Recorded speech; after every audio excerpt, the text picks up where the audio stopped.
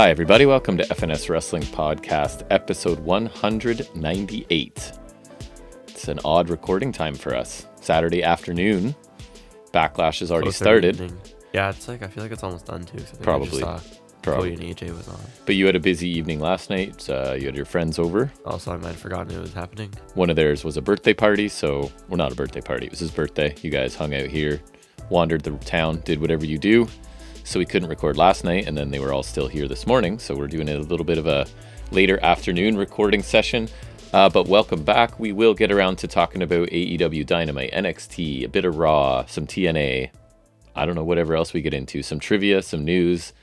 There's timestamps located in the description if you want to jump ahead or back to anything, because we'll probably banter for a few minutes that might be interesting to people or not at this point. Big news here is the weather is gorgeous. You were just complaining that it's too hot, and you can't complain on like the first hot day.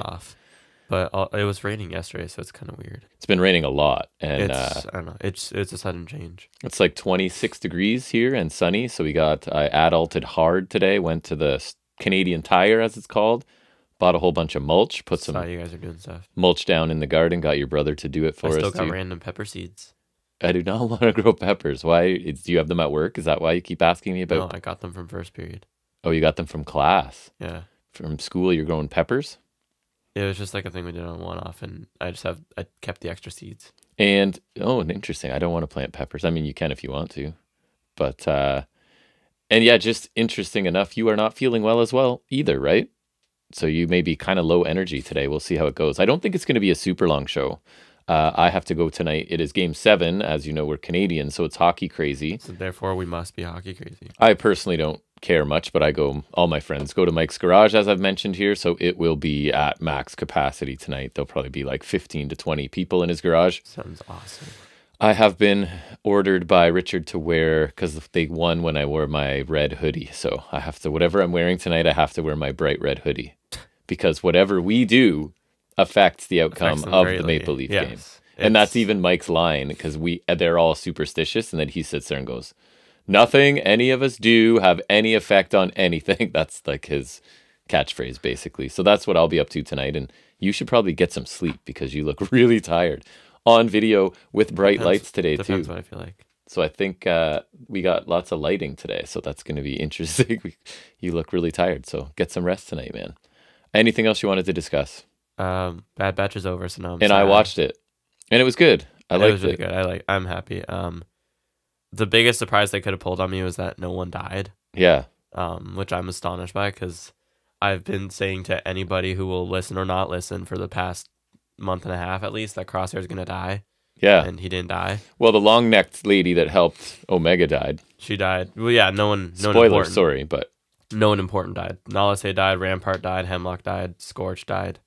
And it is Star Wars Day. May the 4th be with you. So yeah, I'll watch Tales You're wearing a Star Wars shirt? I'm not. Shirt. I'm wearing a Raptor shirt. I slacked off. Watch Tales of the Empire later, the shorts. But yeah, Bad Batch is over, so I'm kind of sad because it was a good season. Very good season. I really like this season because with the show, like when it started, I liked the first 2 seasons, and I think we watched it together. We did. I thought it was good. When the episodes were really good, I really liked it, but there was a lot of filler that I could skip if I really felt like it.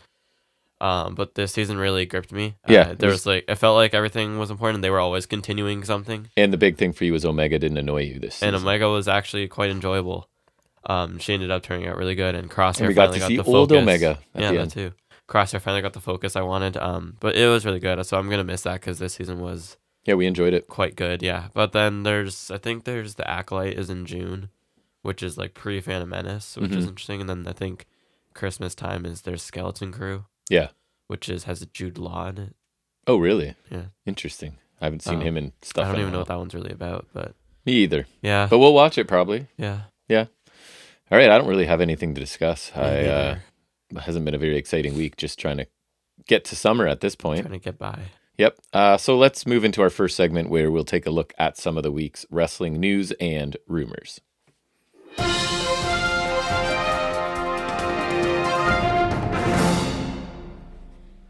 All right, so ratings this week. NXT averaged 564,000 viewers, which is down 14%. Earned a .14 in the key demo, down 30%. Not good. Demo rating and audience lowest since July 4th of 2023.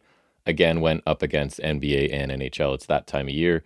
Dynamite, on the other hand, 703,000, so slightly up 2.9%, with a 0.24 in the key demographic, up 4.4%. And Rampage, I just thought it was interesting because it was directly after. Right, like when we went live. Yeah, it was attached to Dynamite again. Yeah. So it did 431,000 viewers. And so to give you an idea of the time slot mattering, that's up 47.1%. So clearly feels like it's something that might happen more frequently because that's a huge increase, right? I feel like it's largely because of the international, when they go international, because it's only been this both times in Canada, right? Yes. So. And to be fair, we ended up watching like 15 minutes of Rampage because it was attached right to the end and we were just finishing. Because it actually worked this time, because wasn't there like reported issues with... I think a lot of audio problems last week or whenever it was. Last time Rampage was tacked on, didn't it not work for people? And oh, yeah. I was surprised. Didn't TJR say something about that, right? So TSN 2 picked it up, so I was surprised to see it on there. So we ended up watching a little bit of it. So I guess that works, keeps the ratings high. I didn't have a ton of news, I told you, but what did you find this week? First one I had was Ricochet won the tournament to become the inaugural Speed champion. Of course. You showed me the belt. The belt's ugly. I was not a fan of the side plates. I just don't like it in general. Yeah. It's not as ugly as the New Japan TV belt, which is the ugliest belt on the face of the planet, which Jeff Cobb just won from Sabre. That changed hands, but I couldn't remember who. Because I was saying Sabre is definitely just to get off of Riddle fast, because I think Riddle is just unreliable. A bit of a loose cannon. I saw Finlay also just won the global title back from Nemeth. Yeah, I saw that too. I don't know why he lost it then. Tag titles changed hands too, I think. I don't know. I didn't see that one. I forget who it was. But I think Mox beat Ren Narita or something. Yes, that was the match. So Ricochet won that. I think he beat Gargano in the finals. I would say that would be a cool match, but it's only 3 minutes. So how could it be? Yeah, ridiculous. I don't know. I think 5 minutes would have been okay. Yeah, possible at least. Like, because they managed that. Wasn't that the initial report? That was the initial concept. Yeah, and they've managed that on NXT plenty of times over. So right, like they could have done 5 minutes, but I don't know. It's okay. That's cool. I guess I hope he doesn't have to wear that belt on TV since it's exclusively on Twitter, I haven't seen 1 second of it. And I've seen little bits of it, but I don't care to go find it because it's really I don't care. No, me either. It's like one match a week or something. Yeah, an FNS favorite, good Canadian boy Ethan Page. His profile has been removed from the. And this is funny because his roster page on AEW. His figure is just coming out. So, yeah, and to be fair, there's no official announcement made regarding his departure, but he's not listed there. Reports are that he's out, which sucks because I love Ethan Page. And his most recent match came on December 9th, 2023, Collision. So sucks because he got dragged down by the Hardys for way too long. And then whatever that other group he was in, American Top. Yes. Well, Men of the Year, I'm still annoyed with because I thought him and Scorp were a really great tag team. Also, I love their theme song still. And then they didn't really care about many tag teams, and so he. But then, they got lumped in with American Top Team, and then they got screwed. Yeah, so we love Ethan Page. I hope he ends up somewhere. I see him. Great, yeah.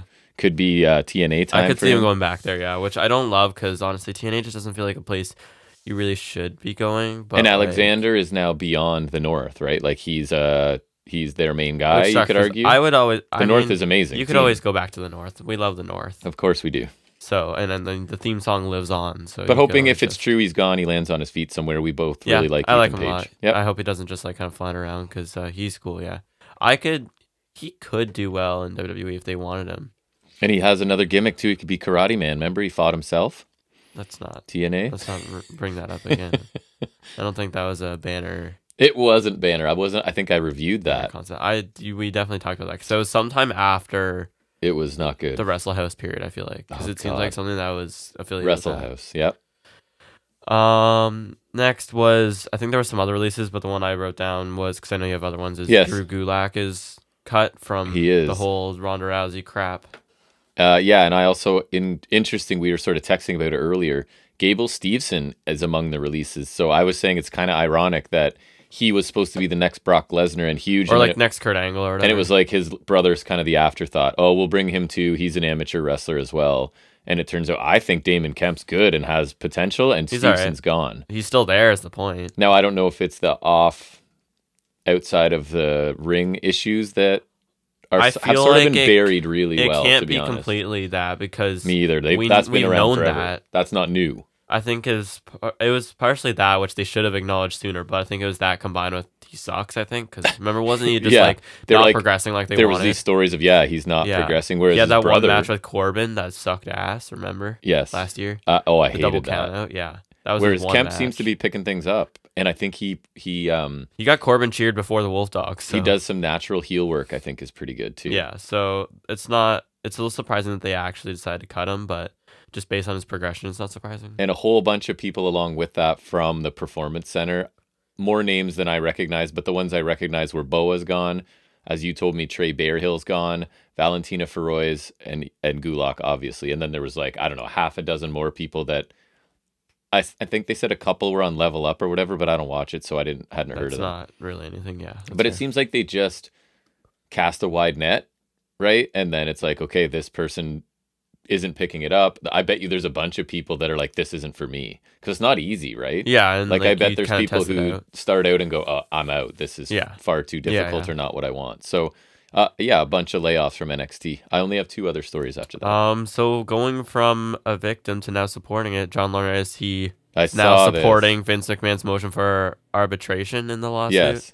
It said he's filed a motion today, fully joining in and adopting Vince McMahon's motion to compel arbitration. He corroborates McMahon in publicly declaring that Miss Grant's allegations of blank in coercion or complaint are completely unfounded. Right. My client will fight these false allegations together with Mr. McMahon in the proper form arbitration. He's gone from being a victim of Vince to basically, yep, it all happened, but I'm a victim too, to now like, nope, it was all consensual and didn't happen. I guess the victim card didn't work. Completely. Well, and if they think that Vince... redacted, as I'd like to call him. If his whatever arguments look good, they may be like, whoop, we're joining on that now, because that's our best bet here. I don't know how those arguments will look good, but I know. Yeah. But anyways, let's hope they all get punished for lots and lots if things are true. What else do I have? Instead of being released, we've got Seth Rollins. He's staying with WWE. No real surprise, right? No. I think I saw McIntyre's resigned too a little while back. Which is good for them. So it's a multi-year big money deal. Yeah, I've seen it described as big money. And we'll take him into his 40s. So he's 37. So that's at least 3 or 4 years, I would guess. Makes total sense. He seems like he's a lifer now, which is good. And he's perfect for there. I think I like him a lot. And I think he and his wife would be foolish to give up what they have, right? They're basically, especially with Redacted out of the picture now. And it's also not like, well, even under Redacted, they never got they still the worst were thriving. Yeah, like Rollins has always done pretty well. Becky, at least since 2018-19, has done really well. Like I think ever since her boom period, she's managed to stay up at that level. The man thing, she exploded, and then she's dropped a little, but still like she's really always high level. And Rollins has always kind of been there, right? Even like the mid card, he's done really well for himself. Everyone in the Shield has really. So they have. Just not all in WWE. Yeah, it's no surprise that they're staying there, and that's cool. I like him, and me too. He's a good fit for them, and it's at least somebody we always know that their matches and stuff will. His character work, whatever, I can take or leave a lot of it. He'll be out for a little while still, right? So we'll see what he does when he comes back. Yeah, so nice to know that he's got his contract and he can just heal and take his time and come back healthy. I only have one other story. I don't have any.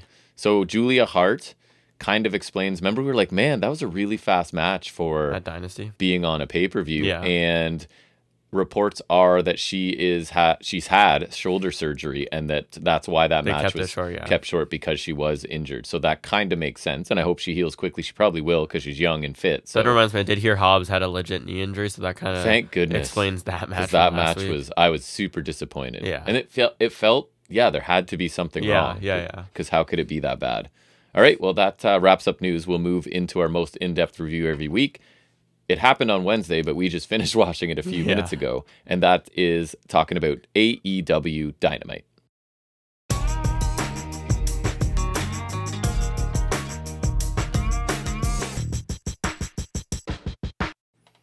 All right, fella, tell me about Dynamite, in case I forgot.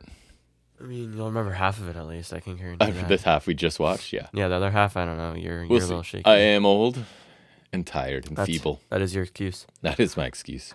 We kick off with Tony Khan cutting a promo from his office. He has a neck brace on, like he actually did in the NFL draft. He did, yeah. Which I thought that was pretty funny. Commitment to the gimmick, you know? Yeah, I respect that.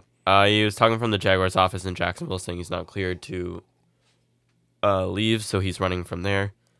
The Bucks cut him off, and they say they can't be fired because they got ironclad contracts, so they'll be sticking around. They get to run the show if Tony Khan's not cutting there. him off as in like they're in a control. They're editing it. They cut off his video. Yeah.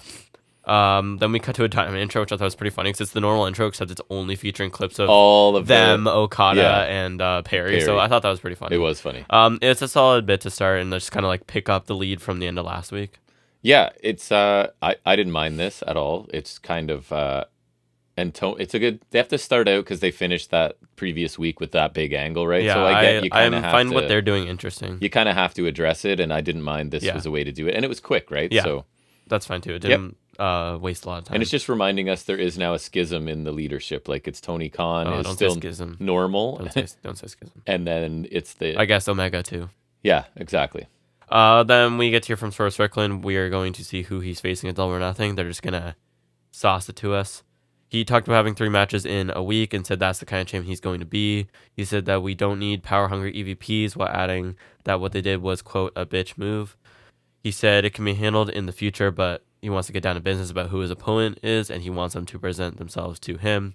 We get the Bucks on the Tron mat, doesn't appreciate Swerve bashing them with curse words, and Nick adds that that's a fine, which seems to be his thing. Yes, it is. Which everybody. Matt said they could arrange for a talented Canadian wrestler to be Swerve's challenger, and he's ready to meet him right now. And we get the return of Christian Cage, who we've not seen since we saw him. Super happy to see him back, but storyline-wise, the last thing he did was lose a match for a lesser championship. I think story-wise it makes sense. I mean, win-loss-wise, not particularly. Right, not at all. But that might not matter to the Bucks in this context. If they want to get back at Swerve for bashing them, they want to... And I know you weren't happy about Swerve talking about them, and I'll mention now just because it's coming to mind. I feel like it's just to get us to this, because like he's kind of... Since Swerve's kind of babyface, he's bashing them, and so then that they're going to give him an opponent that'll, mess with him like Christian, then they're going to leave him alone, hopefully. Because I don't really need Swerve to face the Elite either, personally. But they are overshadowing him, which I don't enjoy. Yeah, I feel like it's just to get to this, and then now they're hopefully going to part ways. You know what I mean? It's just to get us Christian versus Swerve. But still, it's like, even if he gets away from them, he's still second banana to that story and those people as the champion, and it bugs me already. That's fair. It is not their fault, but it's like they're putting themselves in the main event. Again, their segment ended this week. It started this week, right? It ended last week. And then he comes out having matches like he feels like one of the smaller champions because it's basically like an open challenge right now. It doesn't feel like a world champion. Yeah. So I'm kind of annoyed already, but I don't know. Anyways. So Christian T's talking, but he hit Swerve with the mic instead. Swerve fought back, but he took a headbutt from Luchasaurus. Nana gets taken out as well. Christian with the kill switch on the title belt. Wayne's World to Nana. Christian grabbed the mic and told Swerve that he never forgets. He mentioned the Buddy Wayne Academy invasion. Right. And also that Swerve cost him the loss in that coffin match at All In. So that's a nice touch, because AR Fox was just gone. Deleted. Yeah, like... Basically. Swerve lost and embarrassed Christian. That led to this. He said he'll end Swerve's title reign before it can even begin. And he mentioned that Swerve put everything in being champion, so it felt like Swerve's daughter didn't know him, and said he will make sure Swerve's daughter has a father she can be proud of, as, it'll go there. So it almost, because I've been annoyed at Swerve being so babyface and now talking about his family, almost made it worth it for him to bring up his daughter for Christian to get that. Yeah. Almost. Christian trashed the Winnipeg Jets losing to some other team. I don't really care. He said he would rip the title from Swerve's hands. He said the pain has just begun, and then Luchasaurus took out a lock of Swerve's hair, and the crowd wanted him to eat it, but he didn't. That was really funny. I was just checking over my notes, and it said, "Why didn't Luchasaurus eat the hair?" And I was like, "What?" And then I remembered when you said that. I found that really funny too. Yeah, they just kept chanting for him to eat it. So again, I don't get the logic of how Christian earns the match, but like you said, the Young Bucks are super heels and in charge, so that's all you really need, I guess, right? But that being said, great to see Christian. The beatdown of Swerve was good, but when you think about it, you've got the heel here, Christian, seeking justified revenge on the now babyface for a home invasion. I don't Things are twisted. It is kind of twisted, kind of like Hangman and Swerve was, but at the same time, it's kind of like Swerve's a reformed criminal, but you still have to answer for yourself. True. It's kind of like the thing they tried to do with Bayley that I liked initially, but then I didn't care with Damage Control, because it was this whole thing she has to answer for her sins, kind of, but no one's gonna help her. And so now Swerve's kind of he's a better guy now, in theory. He still did stuff, but he still has to answer for these things, with Hangman and which I assume will come up at some point with Christian and Nick Wayne. So I agree, Christian is kind of justified, but Christian it's kind of like the Trent thing I was saying last week, where Trent's justified in a way, but it also doesn't completely excuse his actions. And with Christian, like, he's justified, but he's also such a douchebag that like he's still kind of like, it doesn't justify everything he's probably gonna do. You know what I mean? So it I agree with you, but it can work. And I appreciate him at least trying to connect those dots for us. He did connect. Right? That's why I kind of liked it, because I did kind of forget about that. So it's nice that it connects back. And you wouldn't know this, but the hockey playoff reference was very timely. Like, they've just been recently eliminated from the playoffs. Heated. Yeah. Yeah, it was all right. I'm not sure I need swerve feeding with EVPs, but I'm hoping that was, like I said, just a segue to get to here. And from a win-loss perspective, Christian is an odd choice, but I think we could get a pretty good feud out of this. And there's history, like he was talking about, which is helpful. And it gives us heel Christian promos, which we've been missing. Yeah. So, and the match itself should be fine at least. So. I forgot he's been absent since we were there in person, so I'm good. I'm glad he's back. He's always good. Hopefully this feud delivers, and I think they have a segment next week, so we'll see how that goes. And Swerve needs some placeholder challengers, let's be honest. So this is the first one. From an in-ring perspective, I'm not like 100% sure how the match will go. Yeah. But we'll see. Yep. Then we get a Copeland House of Black package. It was basically just Brody King mentioned he's got 2 pins on Copeland now, I think. Yeah. I think in the mixed tag, stuff. And then I wanted probably the Dynasty match that we really liked. Black and Matthew say Copeland will find out his opponent when the rest of the world finds out. I thought it was solid. There was less of the mysterious lingo and more just like them being menacing, so I found it easier to follow, which I liked. Yes. And also the whole, we'll call it the catch clause because we've seen it on NXT. Usually that's dumb. About it too. But because it's an open challenge, I think it's justified here. Yeah. Because like an open challenge, technically he's never going to know who his opponent is in theory. So at least this like would narrow down his opponent. So I think using that in this regard, it makes sense, because if let's say Wesley is putting out the North American Open Challenge and no quarter wanted a catch clause, that's fair. Mm-hmm. You know what I mean? But then it starts to get murky when it's other stuff. But I think because it's an open challenge, I think they're excused. And I do it with no quarter catch crew, so I probably have to do it here. But like, why these rules? Did we get an explanation as why this one group is allowed to decide? I think it's just because it's the Cope Open. That's what I'm saying. Like, I think it works here at least. Yeah, I guess. And usually the house rules you don't know who you're facing. It's just like these rules and you get to pick a rule. You get to pick the rule, but which is a little better. I guess. I just still don't understand why every other group isn't fighting for the same privilege. But, that's fair. Yeah. I mean, it would make sense if the Elite did it. It would. Actually. No, I think more sense. Yeah. Because they have that power. Mm-hmm. Then we get Copeland and it's Buddy Murphy or Buddy Matthews, whatever, for the TNT title. There's a really nice draping DDT from Matthews, kind of like more Willow's Bell style than like draping their feet over. It's more like that snap one with the ways in the ropes. I like that. Flapjack from Edge. Strike exchange on top of the corner. Both of them fall like back first on the apron, so that was pretty heavy. There was a crossbody collision in the ring. Matthews looks for a superplex, but Edge turns it into an avalanche impaler DDT for a 2 count. Matthews counts the spear with a kick, then falls to 2 pump knee strikes and a jackhammer for 2. Right off the kick out, he transitions into a crossface. Edge is able to eventually counter into a pin for 2. Matthews sidesteps the spear, sends Edge in the corner, then he follows the GTS. The finish comes on Matthews. The curb stomp misses the mark. He eats a spear, and Copeland retains. He starts attacking Matthews after the bell. He sets up for a concerto, and predictably the lights go out. I thought Murphy would disappear, but Malachi Black appears beside him. It's basically like egging him on to do it. Yeah. Edge kind of debates between hitting Matthews and Malachi, then the lights go out again, and they are gone. Magic. I liked the match. It was good.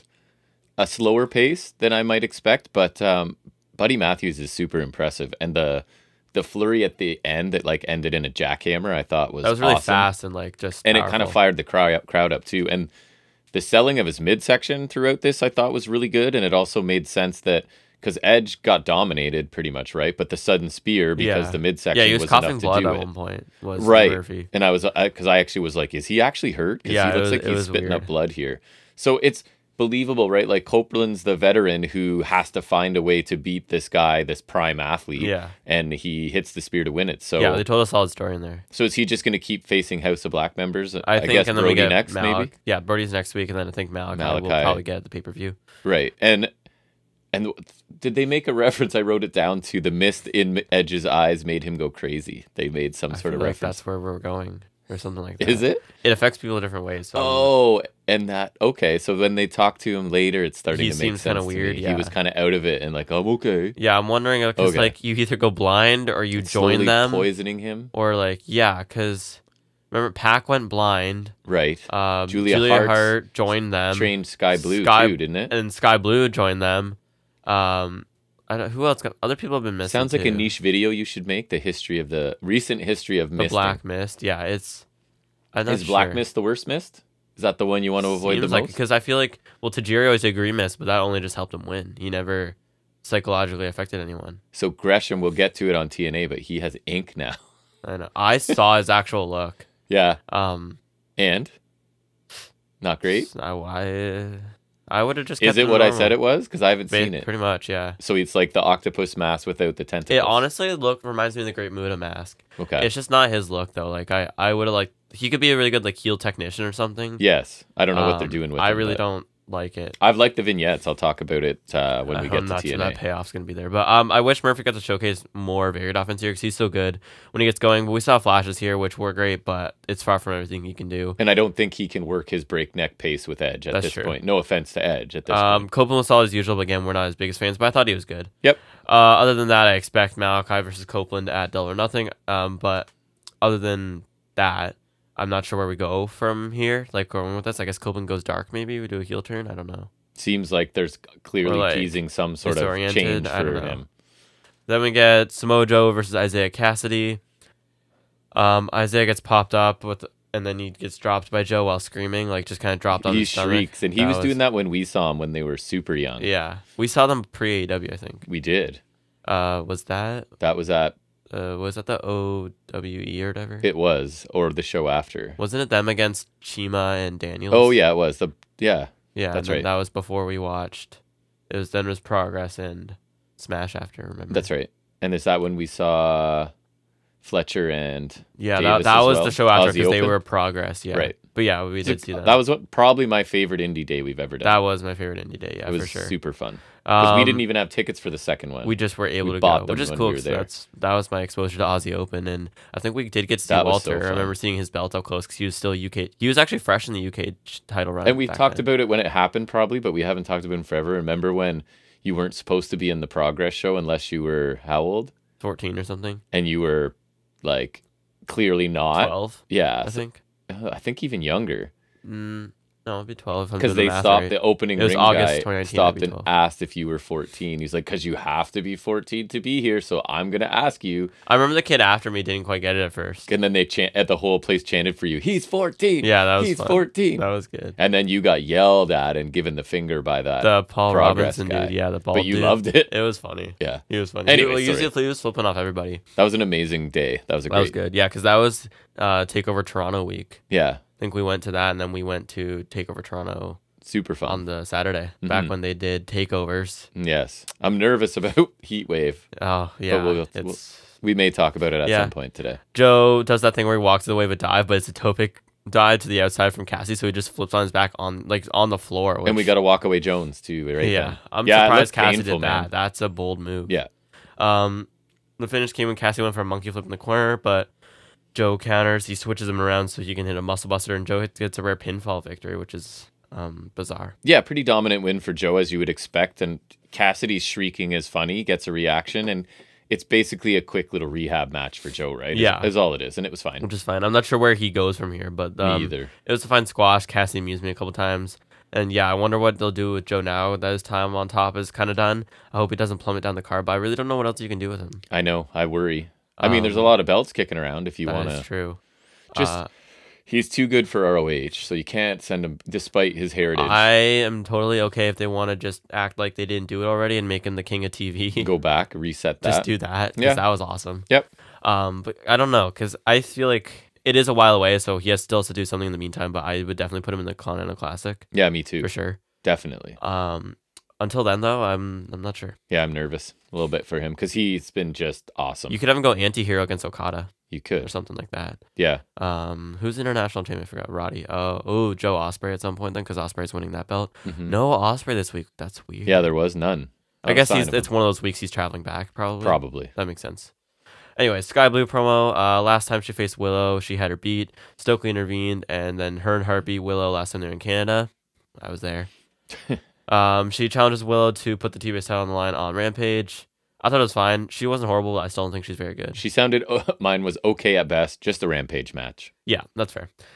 It does seem like one you would like, though, because it's one of those no DQ women's matches. You're right. So... They over-deliver like crazy, so I maybe should check it out. I did see the final spot was like they had, I think, barbed wire board on a table between the barricade and the ring, and then Doctor bombed through there. Oh. So I might check it out. Sky Blue took some I barbed got time wire. tomorrow. Yeah. Next we hear from Orange Cassidy in the ring. He says he hates this. He thought after Trent and Chuck beat each other up and got out of their system, they would stand together as best friends. But he said that's never going to happen. He's been told Chuck will never wrestle again. That's bull. He said he was standing in the ring alone. Trent interrupted and said he's making it about himself again. Orange Cassidy came at him, but security came and intervened. Sandler held Cassidy back, and she was like kind of yelling at Trent.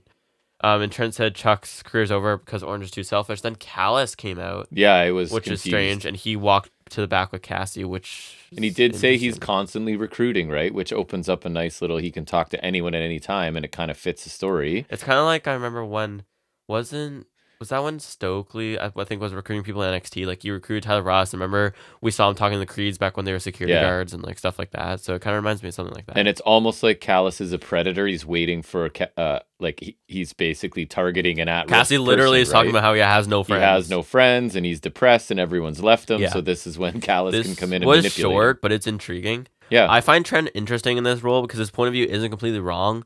But the problem is they can't have him float around forever. So they did advertise a match between these two next week. Hopefully that's good because I'm interested to see that.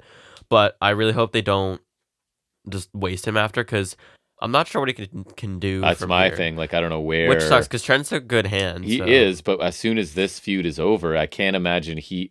Does he go over on Cassidy? The interesting thing to me about him is this feud. So I'm not sure where you go from here. And the inclusion of Callis seemed random. It's surprising, but like if he's trying to recruit Cassidy, I'd be surprised but interested to see that look like to be heel Cassidy in that group. It's just interesting. Mm-hmm. I mean, it doesn't necessarily mean he's joining, but because obviously Jericho did. No. But the possibility is an interesting one. Yeah, like a darker... Not that he ever really has much expression, but he would just... I don't know. It'd be interesting to see, Maybe like mute Cassidy. Yeah. But like, just like... I feel like you could tell an interesting story where he's just kind of like mute and he's like broken. He's doing the lazy thing, but not because he doesn't care, but just because he's just kind of like dead inside. Yeah. And then you do a story where like he eventually he's an empty vessel and Callis just tells him what to do. He eventually leaves the Callis family. Like you build up to a big match between him and Takeshita or something. Yeah, could work. I could see something like that playing out. That'd be interesting actually. Then we get a Bucks interview. Matt said they were looking for an old friend, and Nick said they had too much TV time, so they're gonna give some to Jack Perry. Renee asked Jack what went through his mind when he attacked Tony Khan last week. He said taking out Tony was what's best for AEW, which is what he's always wanted. He said that he accepted being the scapegoat because it was a sacrifice that he had to make, and he says they all have to make a sacrifice, and thanks to Tony, they're entering a new era under the Elite. Yeah, so he is so much more comfortable in this character. He's definitely improved. It's impressive. 100%. He's so much more comfortable. I quite enjoy and like engaging. Like I want to watch what he's doing. Even later, like his stupid face. I know. I can't. I was thinking the exact same thing when you said that out loud when we were watching it. Yeah, his goddamn. And face. so like, I even like what he's saying here because it's kind of like if I had to sacrifice myself to get Punk out of here, right? Then that's fine. And Tony Khan has to make a sacrifice now too. And you made me the scapegoat, and that's fine too because that's what's going to kick off a new era, which it kind of has for him, right? So I don't mind it at all. And he's got a chip on his shoulder because the owner of the company sent him away, banished him basically. Yeah, and now he's back better than ever. And yeah, on the mic, he sounds great, and his facial expressions are fantastic. Just need to see how he works in the ring, and I think we've got a complete package. I'm liking him better than I thought I would. Agreed. I think I was open to it, and he's delivered. I think he has delivered and everything we've seen so far, which isn't a lot, but still, I think to go from really questioning and not enjoying his first heel run to enjoying this a lot, I think that's a great improvement. Yes. Maybe most improved. We keep that in the back pocket. Yep. It was also amusing when Matt asked Renee how everything was, and then cut her off saying they didn't have the time. I just like how much they bitch Renee. And they also gave her a note, right? You could smile more, and like she does a good job about being like disgusted. It's a fun little dynamic, and also like I was saying with the Shibata thing, it could breadcrumb. I always think of it just in case a breadcrumb a feud against Moxley. Yeah, I could see Moxley being against them just because like anti-authority something like that. But no, Perry's really good. This new character's interesting. He's more comfortable. I hope we get to see him wrestle soon because I'd be interested to see what his theme is, how he's wrestling, and if he's still doing the snare trap. But so far his character work's been pretty good, and I agree. Very interested. It's just I'm glad he doesn't suck.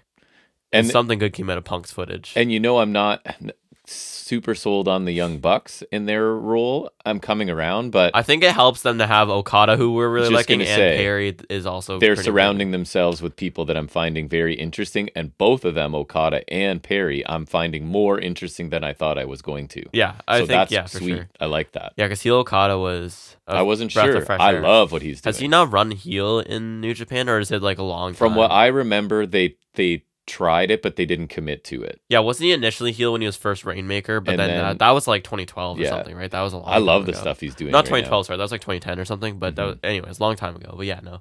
I really like this. The Elite, it's interesting. It's so weird that it's just, this is the Elite, because the Elite, to me, will always be Bucks, Kenny, Hangman, even Cody is fair. It's like Four Horsemen. You've got the one that's locked in your mind, and then there's all the other iterations. Yeah, that's fair. I think Cody slips my mind for the Elite just because he's been gone so long. And plus, I feel like even when he was in AEW, he was never really affiliated with them, because even Hangman, when he wasn't technically in the Elite, he was feuding with them, or like it was always in the back of your mind. You know what I mean? So yeah, that's always my Elite to me. And I always forget like Skrull was technically in the Elite.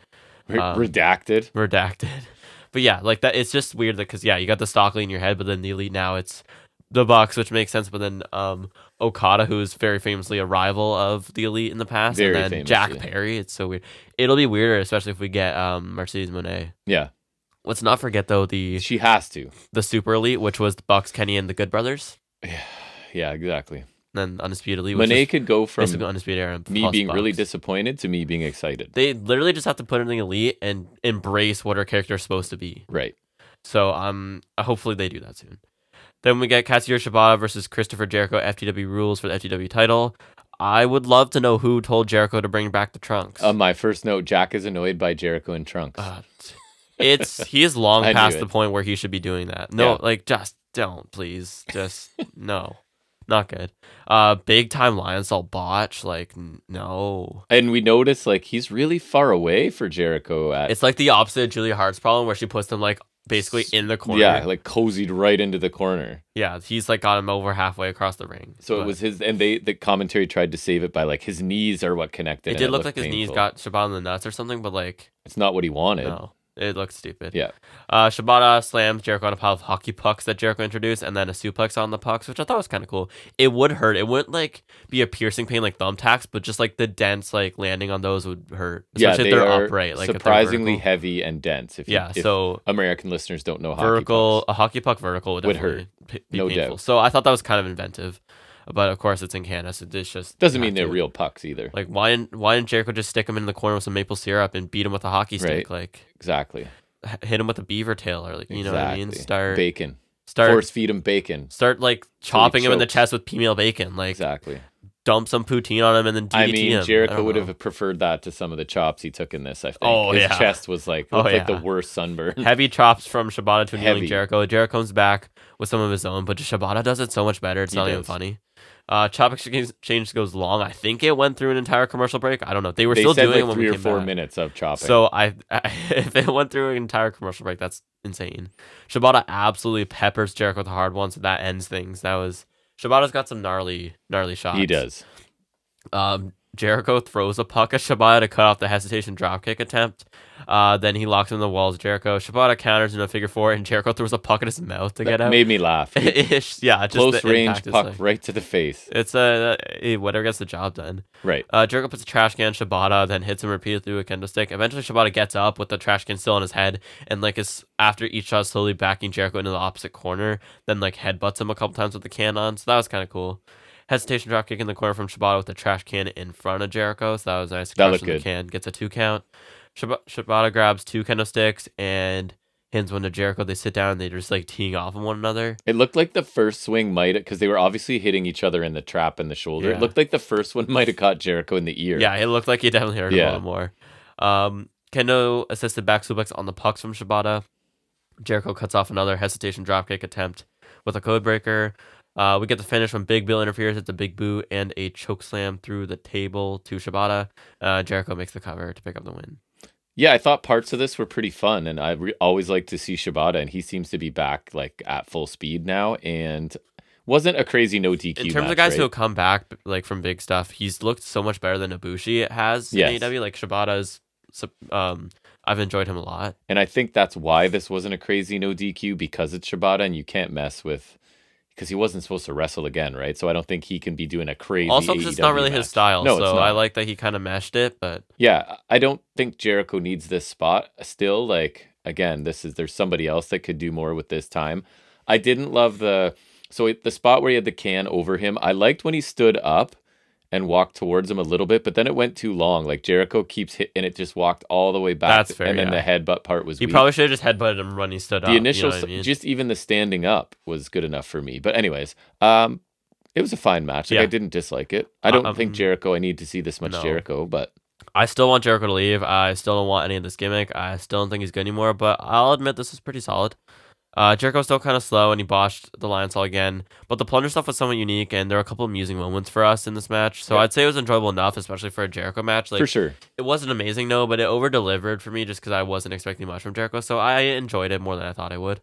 Shibata carried, of course, but Jericho was all right. I'm not a big fan of the finish with Big Bill because we're continuing to build yet another Jericho faction I don't want to see. Right. No offense to Big Bill. I don't hate him. I've always been kind of a big Cass guy. Like, you have more than I have. Enzo and Cass, I always kind of like Big Cass for some reason. Mostly because I hated Enzo. I think there's room for Big Cass on a roster for sure. I just don't think his inclusion in this faction makes me want to see more because I know his limits, right? Yes. I thought him and Starks were a solid team because then he's just kind of a muscle for one dude. And maybe that's what he's going to do with Jericho. But honestly, I think Starks deserves that more unless they're splitting him from Starks because Starks isn't long for this world. It almost feels like they know Starks is gone and he's that sucks because I really like him. Yeah. But I would hope he fares well. I could see Starks being a really good NXT champion because maybe they want to adapt him there. Mm-hmm. And so I could see him being a really good NXT champion if they choose to put him there. Yeah, for sure. Because he would make a really good mid-card guy. I don't see them get him there before Heatwave. So we have some talent on that card because I'm very nervous. I'm a little concerned, yeah. Then we get a Willow Nightingale interview with Statlander and Stokely. Statlander apologizes for getting involved last week. She said she didn't like how Monet interrupted her and wanted to get it back on Willow. And Willow said last week, left her in a fighting mood. She'll pay Mercedes back for that slap.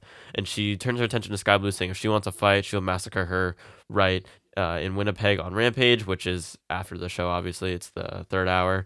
Hathaway complained about the Bucks being at Tony Khan before payday, and he has no one to complain to, basically. Yeah. Then Renee read a text for the Bucks saying that she needs to smile more, and Statlander and Stokely are banned from ringside on Rampage. Yeah, I thought it was interesting that Statlander went out of her way to apologize, and Willow didn't even acknowledge it. Willow sounded good, and then I feel like Statlander's super nice apology was suspicious, if anything. And so my hope is that Willow is aware and didn't respond, and that Willow's the smart baby face who's one step ahead of whatever Statlander and Monet have planned, and that she retains still would be my goal. Or just she retains by chance. Just have her retain. We'll see how long that I already know it. It's flickering. This is the new game for our listeners or viewers. Like, how long does the light up top stay on for? Because it's dying soon. We'll play an over-under next week. Right, because it's flickering now. But anyways, so I just hope somehow Willow is smart enough to overcome this and can sort of see Statlander's turn coming. For sure. Stokely also amused me a bit here. I think he's kind of funny here and there. They're not having him say a ton, and so no, they're not overdoing it with him. So yeah, he amuses me when he speaks. Then we get Claudio Castagnoli versus Brian Cage for no reason, basically. I asked you because I don't remember. Is this as random as it feels, or is there some sort of? And you're like, well, maybe he's in Mogul Industries or whatever. It's basically just Claudio faced Swerve last week for the title, so now he faces the lower guy. Right, he reverse gatekeeping our way down to... We're gatekeeping to Bishop Khan. Yeah, exactly. So that's your lowest real life one? Prince. No, I mean, I guess. If he's going from top to bottom, you're putting Khan at the bottom. I feel like Khan should be at the top then, because he's a legitimate prince. He is a legitimate prince. They never mention that. Yeah, they should more. Yeah. What I thought was really cool is Cage is doing the thing where you do the drop down leapfrog, but Claudio catches him at a leapfrog, turns into a tilt-a-whirl backbreaker, which is crazy enough, but to catch Cage and do that, Claudio is a madman. Yes, he is crazy strong. The strength is crazy. Cage hits that outside in superplex, which always looks awesome. It's just such a cool visual. And because Claudio's so long, right, he's a lot taller than, so when he's got him vertical, it looks funny. Oh yeah. 619 and discus lariat for 2 from Cage. Springboard uppercut from Claudio. Claudio does the same as Cage with the Swiss 1-9 and discus clothesline for 2. Cage kind of had like the sit-out Alabama slam for 2, which I thought was kind of cool. Then the finish comes when Claudio swings Cage around, which was an awesome visual as well. The camera work was also really good. And then he submits him in the Oh yeah, they had a bird's eye on that. Yeah, looked that great. looked Just awesome. Dumped. This thing is leaked just all over me. Yeah, as we're getting some hard flickers. Yeah, that's good. And I can't loosen it now. It's like stuck that way. This was just want to drink water. This was solid. It didn't have much reason to exist, but on paper, this is always going to be an interesting combination. Claudio's power game is always crazy, and especially so here when he's lifting around Brian Cage of all people. I don't know why they call him Brian, but we always know why they call him Cage. The swing at the end was awesome looking, and I guess it gets Claudio win back after he lost the swerve, which is kind of what they said too, which is funny. So just a random Haas fight. It felt like I say Cage reminds me of a video game, and this feels like you just turned on your video game and you just picked 2 guys that are gonna have cool offense to go against each other, right? For no reason or anything. But yeah, I feel like we've seen a lot of Claudio lately. Yeah. And when's the last time we got a drill claw, man? Still no drill claw. Upset. It's been a while. I don't know. We need one soon. We do. But yeah, it was a solid Haas fight in the middle of this show. Then we get a Rocky Romero interview. Because Rampage. As soon as I saw him, I'm like, this is Rampage. He is impartial on the best friends issues. He told them he's done. He's going to do things on his own. He challenged Kyle O'Reilly to a match on Rampage. I guess it's just because Kyle O'Reilly's Canadian. And I'm happy it keeps O'Reilly in view, Yeah. although it's on Rampage, so whatever. Yeah. But yeah, I don't really care about Rocky Romero at this point. Next we get Deeb versus Mariah May. There was a twisting neckbreaker from Deeb, snap German and hammerlock Larry for 2 from Deeb, diving shotgun dropkick from May, and the hip attack in the corner both looked sweet. Did look good. That got her a 2 count. Deeb locked in like a deep half crab submission and stormed through in the towel to give Deeb the win, which is surprising. I thought that finish made Deeb look strong and also saved Mariah May because Mariah May wasn't tapping out or anything, right? So it kind of she didn't give up. The towel was thrown in. And this match started out slow and I was a little bit like the Paradise Lock, right? Which I'm not a fan of. I hope Deeb isn't adding that, like keeping that as a signature. But I thought by the end that this was pretty good. And again, I liked the finish. So I thought it was like a steady pace and a competitive kind of back and forth match. I still think Mariah May is pretty good and I love Deeb. So this match turned into one that I liked by the end. Yeah. It was all right. And I thought it could have been better. Deeb doesn't hit as hard for me when she's not a heel. If she gets the title, I hope we get the heel professor because that was peak Deeb for me. It's kind of like Swerve because that, in my mind, is the Deeb that deserved a title. Correct. Was the Deeb before she was gone. Yeah. This was solid though. I wish May got to show more. And her ring attire was kind of weird. Just looked like kind of like leather pants or whatever. Yeah. But I like them both. I just feel like there was a bit more they could do because I think they're both it's one of those women's matches on Dynamite Rare where I think there could have been more potential because I know they're both pretty solid. I thought it was better than the average women's Dynamite match. That is true. I would agree with that. Then we get the Copeland interview where Renee asked if he's okay. He said he's fine. He's just kind of acting off. O'Reilly comes in and says the Canadian kid who locked up to Edge, it's great to be in the same locker room as him, and he's there for backup if he needs help against House of Black.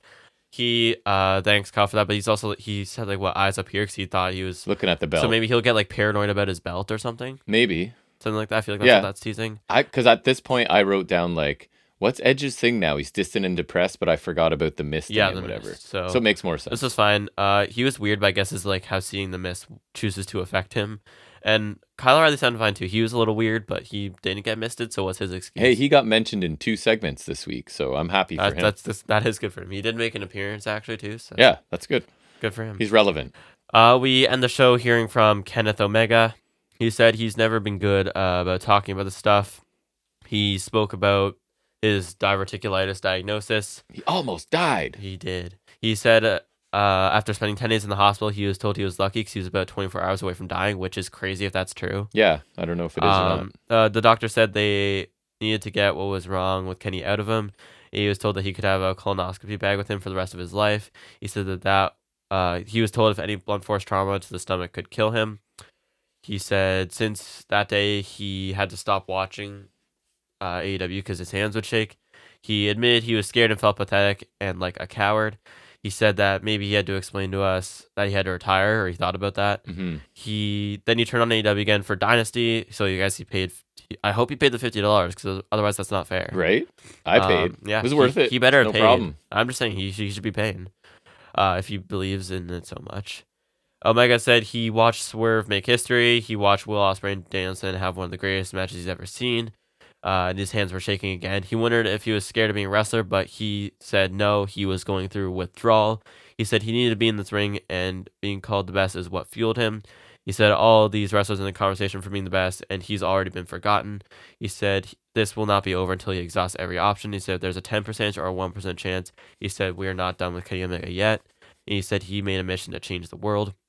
He said since we're talking about colonoscopy bags, he brings up the Young Bucks, who are free to do what they want, but he says they forget that there's another EVP like them, which is him. He said that part of the power in this company belongs to him, and then Okada comes out, so we get a stare down between them. That's kind of a cool moment. It was cool. Omega said something in Japanese, and he said that the Rainmaker and the Best Bout Machine are together again. Omega said they had a great rivalry in Japan, and he says give him a few months and they can settle it in AEW. Okada says he's the Best Bout Machine now, and Jack Perry attacks Omega from behind. Okada brought a chair in the ring. Perry took out some security guys. Omega with some shots to Perry. He needs the body Snapdragon, and he runs the ropes for V-Trigger. Okada grabs his foot for a distraction.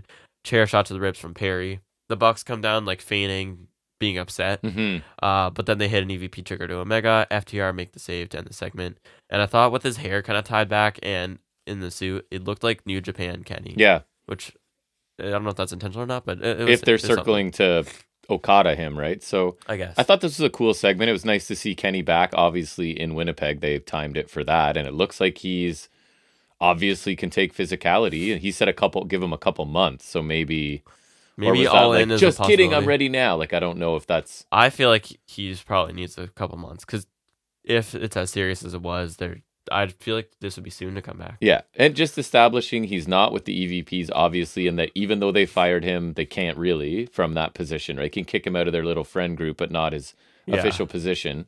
And obviously, him getting face-to-face with Okada is a really cool thing for anybody that followed that back in the day. So a solid segment to end the show. I would prefer ending with matches, but this did feel important. So, yeah I was fine with it. Yeah, I like this. Well, I assume some parts are embellished, like his considering retirement or the hand tremors. Hearing the actual stuff about how bad the diverticulitis could have been is pretty scary to hear about, so I'm glad he's okay. It's kind of crazy if it's true. The tease of Okada Omega is great, and when Kenny's healthy, that's got to be the plan. If so, that'll be crazy. Jack Perry still amuses me with his stupid little grin. It was nice to see Omega get a bit of offense in. I thought he was doing a good job of like selling that it was really painful for him to do that still, so that was really good. The Bucks running on the attack again sets things up for Omega's return. We could maybe get a run back of Hangman and Omega against the Bucks, which would be crazy. It would. That would be awesome. Good angle to close this out. I'm interested to see what the Elite do in the meantime because clearly Omega is waiting a while. And then a note from Rampage, because we did see it, just worth noting, was that it was weird that Bullet Club Gold, they have the default trios belts back, but they still have the pink acclaimed ones. They're carrying around 3 sets of belts. The AEW trios, the pink AEW trios, and the ROH 6-man belts. That's strange. A lot. It almost makes me worried that like they're keeping those belts because they're going to drop them back or something. I hope not. Yeah. Yikes. You never know. Overall thoughts, I guess, on this show.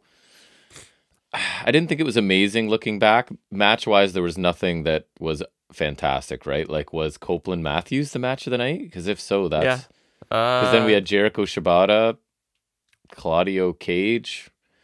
I don't know. Like the matches were solid. I'd liked all the matches. I didn't dislike any, but none of them were not like I'm telling anyone they have to go see it. The final segment felt important. Looking back on it, I don't know. I didn't love the tone of the Swerve stuff. I haven't so far, and we'll talk about it. I'm going to mention the bit of Collision I saw from last week. I went B- show. Close to a B. Went B-. Felt like it. You? I thought it was an alright show. In-ring wise, opener's pretty good. Joe Isaiah was nothing really. FTW match over-delivered slightly. Cage Claudio good. Women's match solid. Opening segment was good, and I'll take any reason to get Christian back on. Cassie Trent solid. Willow's good. I thought the closing angle was quite good as well. Nothing on the show was horrible. It lacked something really outstanding. So yes. B- is what I'm going with as well. All right. That wraps up our Dynamite review. We'll now shift gears, tackle a little bit of trivia in a segment we call Off the Top of His Head.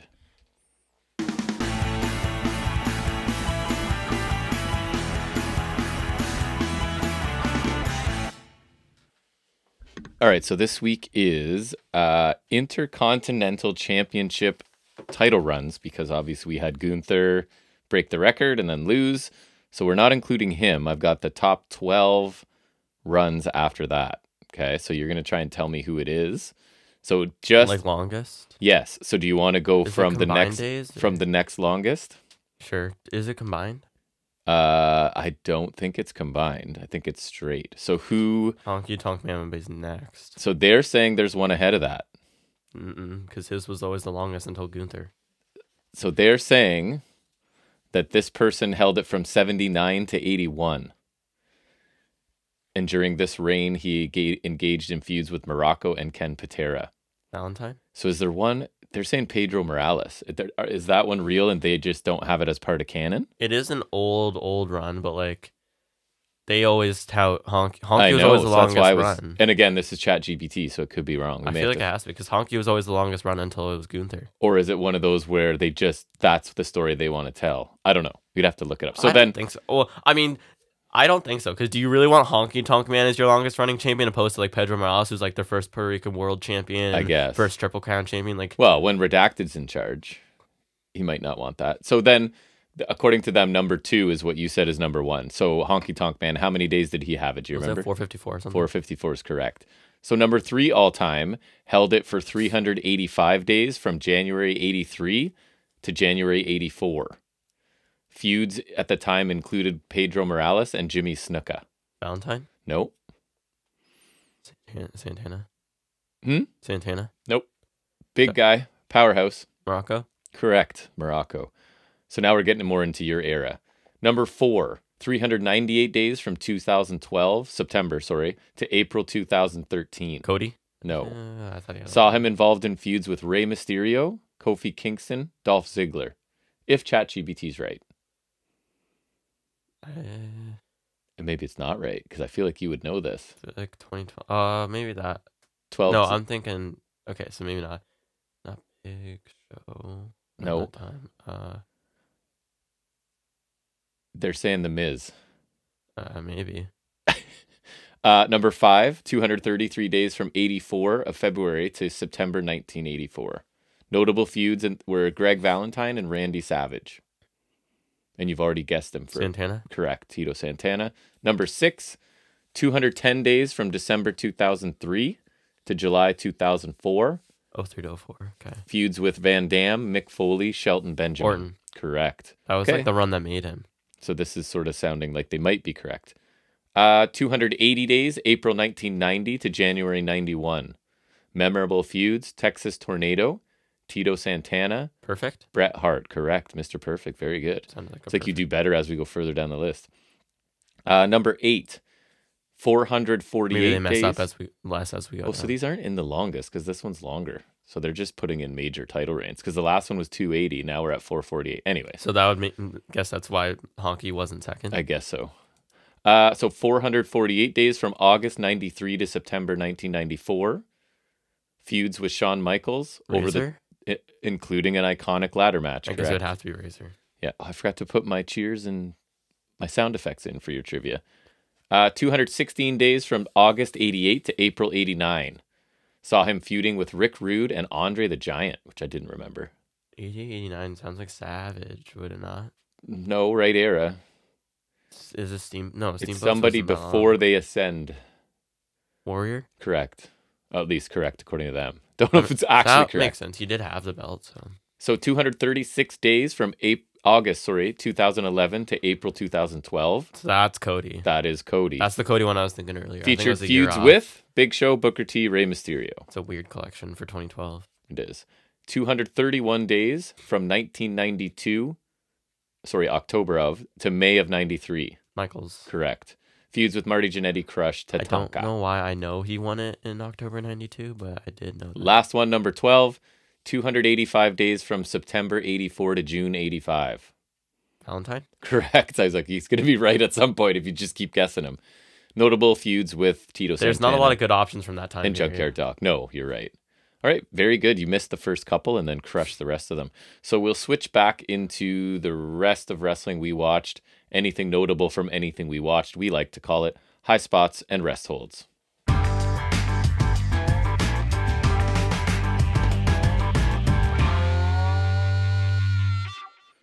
Okay, so I'll take the lead on, I guess, all of this. You can chime in. I don't know what you saw of NXT. Almost nothing, I think. But anyways, Raw. Actually, I wanted to go back to last week's Collision. I told you I did not like Swerve's opening promo. I thought he started out talking about the Bucks and leaning too far into being a baby face, like missing his kids and doing everything for his kids. Almost off-putting for me. It's basically him having to acknowledge that somebody else has a more important storyline than him right now. Also having to be a baby face. Right, which is not peak. It's disappointing, man. They just waited a little too long for this, I feel like. He got too popular. He did, and then they turned him face, and then that took some of his edge away, right? So, I don't know. I would have canceled out Joe, but if he had won the title right after Full Gear, that would have been perfect. Exactly. So I watched 2/3 of Raw. Wait, what about Taurus? Oh, and that was the other thing. I watched it twice and had you go back and watch it. Black Taurus, who is now the Beast Mordos, faced Phoenix, and man, I love this match. Taurus is amazing. I don't know if I put it on the list, but as a TV match, yeah, it would be for sure. Taurus is fantastic. He got like 80% of this, and he looks crazy. Even that tornado through the second ropes, how quickly he turns, and just like the mask isn't as cool as Taurus's. But I think it's like I like it just because it's close enough to the Taurus mask where it's still got the same feeling to me. It does as the first one, where it's like they didn't change it too much. He's more of a ram than a bull, which is okay because I think it keeps the same kind of spirit, and it's still that kind of. It's enough of the same look to me where it's still him to me. And his moves, man, the crowd, because I don't know how many of them have seen a lot of Taurus. It was also Daly's place, so they cool. pop for his stuff because he just looks crazy. Like the combination of power and like there's agility. That one where like Phoenix was standing on his shoulders and kicked him in the head. Then he caught Phoenix's springboard midair with like the headbutt or whatever. Yeah, that looked awesome. So I recommend that match. It was fantastic off Collision. He was sick. A week from today. He could be like, I think we were saying he could be the Chaos Family's like Silent Monster. Yeah, or something. somebody's. Or he's like awesome. a possessed bull from House of Black. He doesn't even have to win, and they just like he's one of my favorite guys to watch in ring. Honestly, is crazy. Okay, so Raw this week I watched 2/3. I thought Gunther versus Woods was a fun match. I saw his cool submission at the end, which is interesting. It was that kind of weird crossface thing. Yes, it looks everything he does looks painful, right? Logan Paul had Patrick Mahomes with him, right? And Logan Paul's really good at being a douchebag. Like so, it comes so naturally. It bothers me that I actually kind of enjoy his work, but I think he's just being himself, right? That's not nice to say, but I thought JD McDonough got like brass knucked with the Super Bowl rings, and then he had like red marks on his forehead because he's got I heard it all forehead. wiped off later. I didn't see it that far, but because it was clearly makeup, it like wiped off. And Braun Strowman returned is notable. Yeah. And what context was that? He got concussed or something, so he's been like out for like a year now. But he came back at what segment? Because I watched it. Was that Logan Paul? Paul right? And JD were beating up Jey Uso. That's right. Not JD McDonough, like JD McDonough and Finn Balor. Sami Zayn and Reed started to have a pretty interesting match, but Gable came in and German suplexed Sammy for the DQ, which is good, right? Like it's like Gable's obsessed and isn't going to leave this guy alone. And it's weird how he didn't try to do it on Bronson again. The draft was a waste of time. I saw someone said that now since Breaker, Reed, and Strowman are on the same roster, it's Vince's worst nightmare. So you got Braun, and Bronson. Exactly. But the most notable ones were what? Braun's on Raw now. Dragunov's called up. Dijak's called up. The cupboard is bare in NXT. Pete Dunne is on Raw now. Very nervous for over there. Wave. I forget who else was called out. I think who did I text you about? It was what we already mentioned. Keanu James is on. I think Keanu James is on Raw, but that was I think the other night. Thankfully, NXT had someone return who's really good in ring, so that helps. I'm just looking back, but and Drew and Punk furthered their feud. I don't remember specifically what Drew said, so it couldn't have been amazing. Never mind, I don't know. Because normally his stuff is super notable, right? And I made no note other than they spoke to each other, and I think Punk was actually in there or something. And anyways. I don't like him. Okay, so we're going to talk about NXT really quickly and then TNA, and then we'll probably get out of here. Fairly short episode by our standards, which is good because you're not feeling great. So, Trick goes to the ring first, and yes, that's how the show opens. So it's Trick in the ring, and he starts by putting over Dragunov, and then Lash Legend comes out and interrupts, and Blair Davenport got called up too. I forgot. Right. That's right. And Corbin, sorry. She has some sort of envelope in her hand. I don't know if you saw this. So she's basically saying, like, Trick did his thing. He's the new champ, and she wants to talk about something. And Trick is basically reminding her, like, last time you were around me, you were trying to slap me. Like, I haven't forgotten that, right? And now that, of course, he's got gold, she wants to taste. I called it the whoop that era. Yes, he did mention that. And then there's banter back about using chocolate bars as innuendo, which was like, I don't remember what it was. The Kit Kat and I'll break some of you off or something. The crowd's like, ooh, anyways. Okay, that's okay. Lash says his head's in the clouds and he's not focused. Trick asks what's in the envelope and she says it's the truth. Trick says to stop playing games. Lash says, all jokes aside, enjoy your title run because soon it'll come crashing down and things are going to get really, really hot, she said. At Heatwave. So it's this mysterious envelope. I guess we're building intrigue. Love letter. And maybe seeing if Lash and Trick have chemistry because they're a real couple, right? And I thought they were okay together. I wouldn't say it was like a love letter or something. Yo, I mean, hey, if we want to give Dar the belt, that's fine. He's one of the last good ones left, I guess. They're not giving him the belt. They should, though. I know they should, but they're not. Hey, we could hope Dar's on the show, I guess. Yeah. At Heatwave, because... So we're gonna get Dar facing Trick, so that's cool, but... do it at Heatwave. Yeah, that would be nice, but I would love Dar to be the champion, but I don't think I see it happening. We had Gigi, and so... It was weird because that segment opened the show, and then it's Gigi Dolan and Grace out for like a fancy dinner. So Gigi Dolan is obviously belching. Grace is appalled by this. Grace is giving her like etiquette tips and stuff like use this fork and whatever. And then Dolan keeps taking everything she says and twisting it into like previewing the matches on Spring Breakin' 2. So you know how they always do those creative, it's like that, okay. But they backed it up after the Trick segment. So I was like, this feels weird in this spot. Shouldn't you do that before? I felt like it. It's like when AEW sometimes does a little bit before the intro, but that doesn't feel weird to me. This felt strange. Yeah, because I'm expecting it's the next story in the little scene in this story, but it was anyways. It was I didn't like it. I didn't think Dolan was great. I get that they tried to do something, but not 15 minutes into the show. If this had been the first thing, I might have been like, oh yeah, it was another cute attempt by them to at least it would be clear that it's the usual thing, yeah. And I think the performance, especially Grace, is fine. It's just they didn't write great stuff. I think if they really want to make it a big moment, isn't it strange that Trick's night one? Yeah. I feel like they've done that sometimes. Yeah. It's like the big matches on. Maybe they were worried it wasn't going to be amazing or something. I guess, but like, still, I can't imagine it's worse than Underground. True. People seem to like that more than I did. I'll say that here. Not that I hated it. But what's new though? We'll get there. We get a big old Haas fight. It's Oba Femi defending the North American title against Ivar. And Ivar... this is the return. I forgot because you mentioned the return. And I could not remember for the life of me. Ivar controls the early action with power and agility. He does a somersault off the apron and a power slam back in the ring. So Femi's then in control for a bit, but Ivar hits a crossbody to Femi seated against the barricade. And the barricade smashes. That actually looked kind of cool.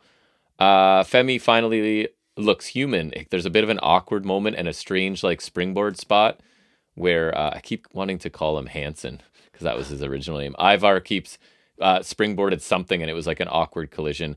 Femi gets a Samoan drop, which is impressive considering the size of Ivar. And Ivar moonsault looks like it lands a bit high and almost kills Femi. Like it looks like it was almost knees to face. But Femi rolls close enough to the ropes to be able to touch them to break the pinfall. Ivar goes for the second moonsault. Femi hits an electric chair and then a power bomb for the win after 11 minutes. And shockingly here, I was not expecting this for quite a bit longer. It's Wes Lee's music. I was surprised too, but I'm happy. He's back in NXT. And I expected him to be out way longer because he was talking like back injury, career threatening, et cetera, et cetera. Yeah. But it looks like he's back. I like this match. It was pretty good. Ivar looked really good. Got a lot of offense here. One awkward bit in the middle, but Femi continues to impress me, man. Save Wesley and him for Heatwave. Actually, that's all the way in July, so Probably not. I would watch that, but I don't think it's what we're getting. Could start a trilogy or something. Great to have Wesley back after all the recent call-ups, right? We need some talent, and he is really good in the ring, so nice to have him back to fill a spot that all the other people that got drafted left wide open. So then we go backstage. Sorry to cut you off, but do you want any Japanese? That's what's happening right now. Do this on the air because we must. Do I want some Japanese food? Sure. I don't know what though. I don't know. Mom was suggesting like I asked her what she has too. There's udon, mandu, edamame, cucumber rolls. I don't know. I don't know. Whatever comes, I'll eat something. We got a backstage segment with Henley and Chase University. The first bit's hard to hear because they're doing it backstage as Wes Lee is returning. So the crowd is like crazy chanting for Wes Lee, and it's really hard to hear what the first part of this was. But basically, Thea Hale is super hyped because she's facing JC Jane tonight. Fallon says she won't be there after losing last week to Jada Parker. She needs to mind her own business, especially after not being drafted. So I guess Henley's she lost to Jada Parker last week. Kiana James got drafted, I guess. She didn't get drafted. Rival, True, she had to watch Kiana James get drafted. So she's not in a good place. Davenport, I guess, does she have an issue with her too? I don't know. Well, even just watching them. The women's division. Yeah, so you can make those. Oh, Lyra's on Raw too. Right. That's another one. That's a big loss. One. Yeah. So that's another one. Thea tells Fallon not to let Jada get in her head, and everyone convinces her eventually to come with them. And it's just like a wholesome Chase U helping cheer up Henley, I guess. Very on brand for Chase U, and we'll see how that goes for Henley later. So we do get the match, JC Jane, Thea Hale. Jane turns to acknowledge Chase U on the floor at one point. Hale hits a dive. Jane's in control with the senton after Hale misses some sort of top rope move. Hale springboard that Jane counters into a neck breaker. Both go down after a headbutt. This part, I almost wanted to save this for you. So Booker T, one of two things. He either forgets who is who in the match, or forgets the story altogether, and Vic can't save him. Booker is calling, he's like, she's a quitter, and he's like, he's supposed to support the heel, right? He's calling JC Jane a quitter. Yeah.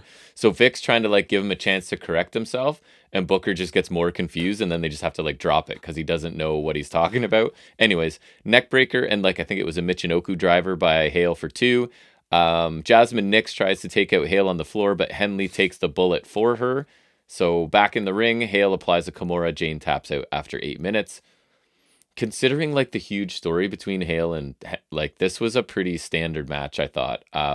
They put a lot of time and energy into the story between Hale and Jane, and this the calendars was kind of the payoff. So felt a little bit lacking, nothing special. And then surprisingly, after Fallon Henley punches Thea Hale in the face, and then just sort of walks by JC Jane on her way out. So are we experimenting with Fallon Henley as a heel? I feel like because it's technically developmental, so it's kind of like it's kind of like they did with Breaker. Because we know what we've got from her in ring, solid. Yeah. We know she's a good baby face, so they're like, why not see? I don't think you have to do both experiments with everybody, but I feel like they'd like to if they can. Right.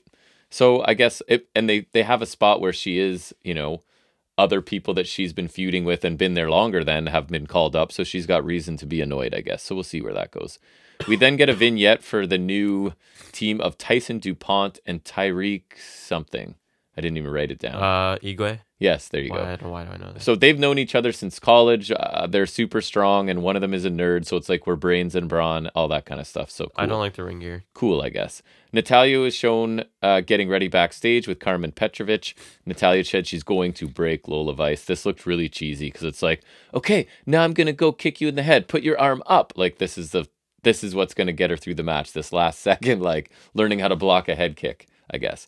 So we get the OC versus Tyson DuPont and Tyreek Igwe. My first note says, stupid Irish whip leaping corner attack by the new guys. These guys are really green and do nothing beyond super basic stuff. Double chokeslam to Gallows. Gallows sold a little bit in this match. I was shocked. I guess because they were going over and it's the guy's debut. They're here to put over the youth, They're just good dudes, good brothers. Yeah, NXT debut and everything. Eventual Magic Killer after 4 minutes, so they're not giving them that much. I'm surprised, they put the new guys down in their debut. That can't bode well for them. That's not nice. My note says, it's guys that don't know how to wrestle and Carl Anderson. So I'm including 3 of the 4. I'd argue Gallows He just knows how to wrestle. Yeah, that's fair. He just chooses not to. Yeah. Oh, Gallows is still around. Hopefully, they're solid. Gallows sits there and goes do I get paid anymore to actually wrestle hard? They're like, nope. He knows how to wrestle. It's just, it's a lot of effort. He's cashing checks. It's a lot of work. Yeah. Gallows is still around, right? Because they'd be solid if you want to do something. You could have. I feel like Joe Coffey would be a solid challenger for Trick. It's true. They could elevate him. You could do that. He did challenge Pete Dunne and Walter. They've been MIA for a while. Yeah. Well, they had the Rich Holland thing, and then that was it. That's coming up. So I actually Sean Spears for main event. I didn't think this was very good. I see a lot more out of the OTM guys at this point. I still think Lucian Price is interesting. I think DuPont and Igwe have a ways to go still. Then we get a recap of all the NXT call-ups. Ave is in the ring talking about how happy she is for them and that NXT will move forward and more people will step up. I certainly hope so. There's a huge opportunity at Battleground. More indie people. When they crown the first ever women's North American champion, it will be in a ladder match. So she says the female roster will compete in a combine starting next week. And the most impressive compete in A combine? qualifiers. So you know what that means? No. So a combine, I'm surprised you being the sports fan you are, because it's from the world. Yeah. It's from the world of sports. So basically a combine is like, let's say ahead of the NBA draft, we hold a draft combine where all the people that might get draft come and like, we see how high you can jump and how fast you can run and all that stuff, right? So they're going to start running and jumping for a title shot? That's what I'm wondering. What is this going to look like? No, they're running and jumping to qualify for the qualifier matches. To qualify, so it's combine, for a chance to qualify. Qualifiers. Combine, compete in qualifying matches, then 6-woman ladder match. So you're running and jumping for a chance at a chance. Correct. Now you've got it. Doesn't that sound interesting? So yes, for sure. I'm morbidly curious about how this goes. It's kind of like I was for the underground match. So Jada Parker comes out. She says she's the next big thing and Ava can have her combine, but she's going to demolish everyone else. She'll be the woman holding that title. You can see a trend here. Sol Ruka comes out. She says Parker isn't missing confidence, but there's one thing she won't be, and that's the women's North American champion. Sorry, the first one. You can find her at the top of the combine leaderboard, referring to herself, I assume, and the top of the ladder. Ariana Grace next, she tells them to keep their decorum. Why be so aggressive? A ladder match. Why can't they just decide who's champion by simply, then we get the return? Did you hear this one? Yep. Michin. Lame.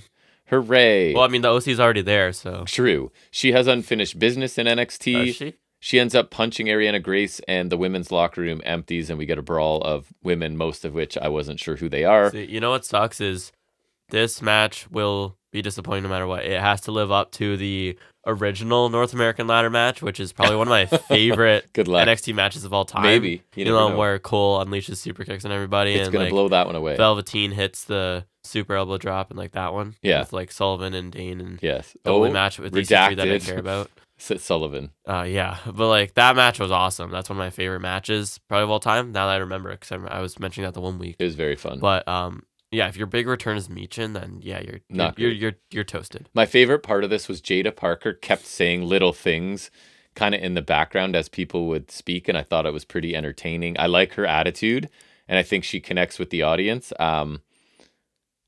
I think this telegraphs who some of the women are, right, in this match, because it's basically you guys get to come out and talk for a second, and then everyone else just runs in. Yeah. So I think it's pretty obvious. But let me ask you, is Julia in this? Are we going to have a surprise entrance? I could see that. If so, she has to win. Yeah. And I think that makes it cool, and that excites me for Heatwave. That elevates that title, too. Right. So I feel like that's the way to go. Because she was shown in the crowd once. At Stand and Deliver, but we haven't seen anything yet since then. So yeah, exactly. I'm hoping, because that would elevate everything immediately for me. Yeah. Cool. Street Profits give Axiom and Nathan Fraser a pep talk ahead of their match tonight. And bottom line is they do the never slow down thing. It's just people coming back and advising those young whippersnappers in NXT, right? Yeah, because Fraser and Axiom have never wrestled before. Yeah, super brand new. Yeah. Just NIL guys. Yep. Lola Vice is training with Shayna Baszler, and her training actually looks impressive because she's like punching a bag and she looks tough. Sean Spears versus Ridge Holland. I wrote groan. I hear that Spears is in a backstage role now. He should focus on that because his character is so ridiculous. Like, I mean, uninteresting. He should have just come back as Ty Dillinger. He should have just not come back. No offense. Hey, Ty Dillinger's awesome. Almost immediately into a commercial. You do heel Ty Dillinger and you make the perfect 10. Wait, it was a heel thing at first, wasn't it? I don't care. Just do Ty Dillinger. That worked. Ty Dillinger's awesome. Slow pace, long rest hold from Spears. No crowd reaction at all. Death Valley Driver in the corner like Spears did to him whenever it was. And his Rampage type finisher, Holland wins after 8 minutes. Everything I expected, not a good thing. Both of these characters are duds and there's no interest in this feud. Basically. Roxy's mad at Ava for holding her back from getting drafted. And Ava's like, by the way, like champions don't get drafted, right? So she wants to say more and Roxanne just walks away. So Roxanne is now playing this like perpetual victim heel, which I think there's potential for. Like everyone's against her and like, you know what I mean? That could work. I think there's potential. So Wes Lee is now backstage. Briggs is like talking to Ivar, checking on him when Wes Lee comes in. Lee congratulates the other two on trying to beat Oba for Wes's title, but now Wes is back and he basically assumes he can cut the line and be the #1 contender. So Briggs, of course, because now he stands up for himself. It's funny because I assumed, because he didn't lose the title, but no, he did lose the title to Dom via shenanigans. Then he was out for a bit. Oh, then yeah. he couldn't challenge for it again, which is why Dragon Lee won it. So I guess he's referring to the shenanigans, maybe? Yeah, but technically he did lose. Because I Did. thought It's not like he was in a multi-man and never got pinned. My instinct was, oh, he's injured. He vacated the top. No, he didn't. Yeah, or like it was in a ladder match and he... Yeah.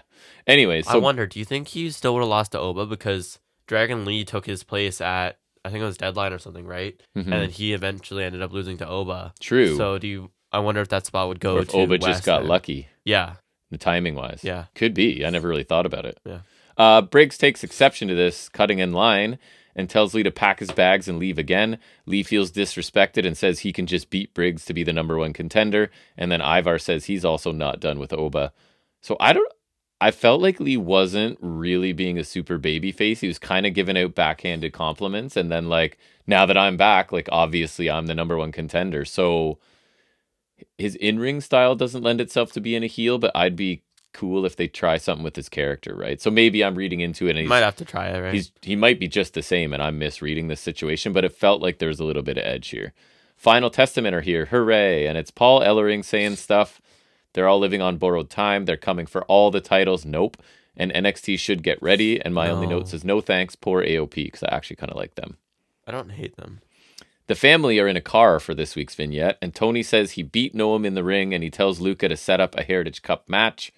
Her accent was on full. I know how you love it so much. Hers is like probably the worst. It was on full display here. She says she'll set up a spot at the spa for the cup, and Tony tells Stax to get all of the Heritage Cup matches ready to study. Still just like a comedic, cartoonish tone to this. Little less, but it's still there. And again, basically, these are now like... This is like a mob family that murders people. They literally just killed somebody. They're fighting for like this prestigious wrestling cup. Yeah, so it's just, there's a problem with it for me. Then we get the NXT Tag Team Championship match. Fraser and Axiom taking on Authors of Pain. I thought Axiom looks a little bit bigger, like heavier, and not in a bad way. I haven't noticed. Anyways, the champs are in control even before the bell rings. They're flying around, diving onto AOP on the floor. AOP take over once the bell rings, and they throw Fraser around a little bit. Akam hits a delayed German, basically a deadlift German to Fraser, and Vic keeps saying one-sided affair so much that it annoys, because AOP is dominating. Oh, one-sided affair. Oh, stop, find something else to say. Sudden death. Fraser hot tag after a commercial. Scarlett obviously gets involved. The ref catches her. Ref is over there dealing with Cross and Scarlett. Bate and Dunn show up. The babyface is cheap shot Razor. They were fighting them on SmackDown, or they did. So super kick, roll up. It's over and the champs retain. So holy crap. NXT people beat main roster people, but... Main roster people helped. And the baby faces had to cheat, and that cheating, yes, was in the form of help from main roster. So it's kind of like, even if the NXT people win, it's only because of main roster stuff. Yeah. Anyways, I thought AOP didn't look very good. Like, they were really plotting, which they are, but like usually there's plotting to a cool move, and you know what I mean? I didn't feel like that was the case here. I was hoping for more entertaining. Fraser and Axiom, I'm happy they got the win, but hoping for a better match. Thea Hale's backstage crying with the rest of Chase U. Ridge Holland comes over and checks on them, and Chase and Ridge share like a moment, basically, and fist bump. Like, hey man, how you doing? You okay? And like, what's happening here? So I assume I can't tell if Ridge is like a babyface or a heel. Like, I don't know what I feel like he's gonna do the whole snap, blackout, murder, Chase sort of thing, and that he's a heel. Murder? Well, maybe I shouldn't say that because that literally happens on this show now.